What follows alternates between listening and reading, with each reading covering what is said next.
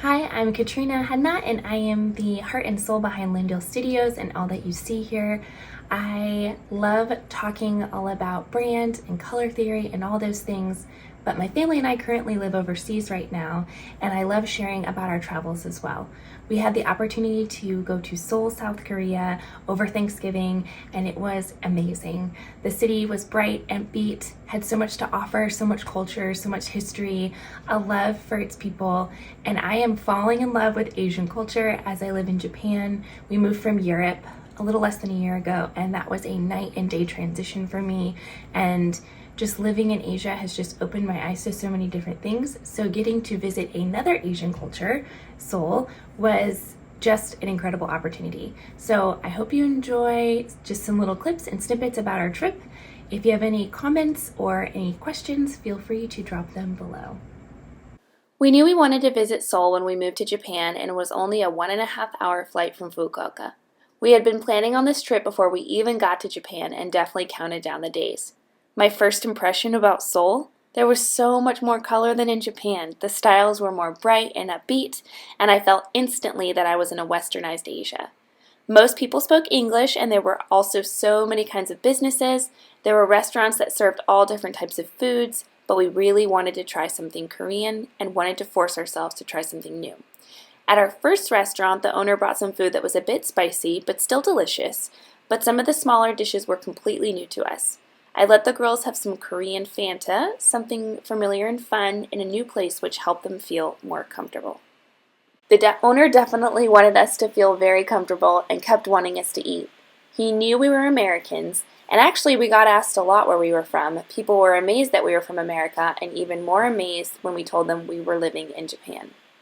One of our stops on the trip was a walk through the Korean War Memorial. We ended up learning a lot about this later in the trip. It had a great impact because so many countries all over the world were involved.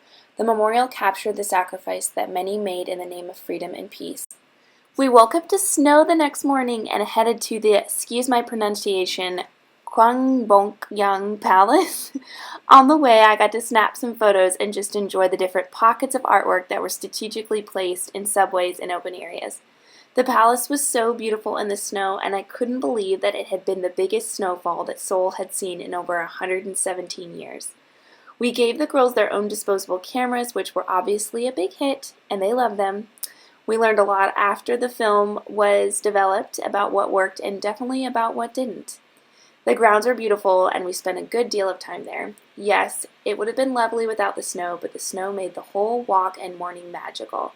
But yes, it was very, very, very, very, very, very cold. After that, we went to a local indoor market and enjoyed some tasty and warm food. It amazes me how different countries cook, display, and sell their food.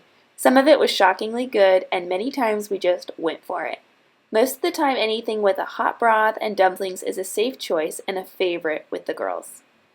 We definitely took time for more shops, stops to get warm, long walks, and enjoying the Christmas tree setups. Sightseeing and noticing all the things that Korea had to offer. Some streets were wide, some were not, some were quiet, some were loud. But the snow just made everything so, so beautiful. Trying to get my kids to notice how things are sold and displayed differently, I thought that Europe was the only continent that did pastries well. Boy, was I wrong. The food in Korea was amazing. I'm not a foodie, and I still think about it. I loved how the city made things easier for pedestrians and those who use public transportation. However, even with the modern conveniences, there were still pretty little shops everywhere and hotels. Yes, I did check out the McDonald's real quick and walk out with a cafe latte because I have to do this in every country.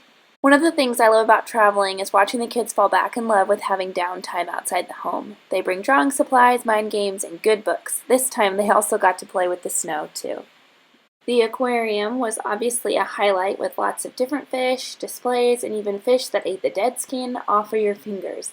This is also where the kids learned not to use flash against the glass with your camera. Haha. There was also a woman there who was a face painter, so we let the kids each get something done. I don't know about you, but our girls love a good aquarium visit. After a Turkish lunch, yes, I did say Turkish, we went to the Starfield Library. It was absolutely gorgeous. To be honest, I don't know much about it, but it was so fun to see so many books displayed and all decorated for Christmas. It was for sure a hit with the kids. A good escalator, lots of Christmas lights, and so many books and stars hanging from the ceiling. How could you go wrong? There were so many random things in Seoul that we got to just stop and look at and had fun just exploring. Chris and I have grown together in our love for travel and experiencing other cultures. We actually went over Thanksgiving and got to enjoy an American Thanksgiving with zero effort and no cleanup. It was amazing. I think the highlight of our whole trip was our day trip and tour of the DMZ. It was so eye-opening and I'll never forget it. We couldn't take too many photos, obviously, but did get some of the memorials, the bell that was rung from the South Korean side, and the original areas where prisoner trades were done. We were able to look into North Korea, which was mind-blowing, but not take any photos of it, only the South Korean side. We learned so much about the Korean War, the worldwide influence that the world had, and the truce that took place between the two countries in the 1950s. The DMZ was much larger and set up differently than I had expected, and we were actually able to go right up to the North Korean border through a tunnel. We weren't allowed to take any phones in, though. My girls learned so much and were very interested in what the tour guide had to say. It was so neat to hear South Koreans talk about the deep hope for reunification between the North and the South. The rest of the trip was more sightseeing, walking around, talking to locals, and trying more foods. One of the things I want the girls to understand is to never say ew or that looks gross, etc., because I want them to understand that in some countries, that food might be someone's favorite thing, a delicacy, or the only thing that someone can afford. Not every country can have any food at almost any time available. So they say no thank you, or even try a small bite and then give it a thumbs up, a thumbs down, or a thumb to the side, which means they didn't love it but didn't dislike it. The city also had English-speaking guides saying they're always willing to offer help. We had an entire evening planned for our last night, but nothing really ended up working out, so Christmas donuts from Krispy Kreme put a Band-Aid on the whole situation. They tasted a little different, a little less sugar, but were still wonderful. What did I learn? Not every culture is beautifully old and has paintings everywhere, but it still can be beautiful and rich with its history and have a determination to succeed and bring peace to a country and fight for its people.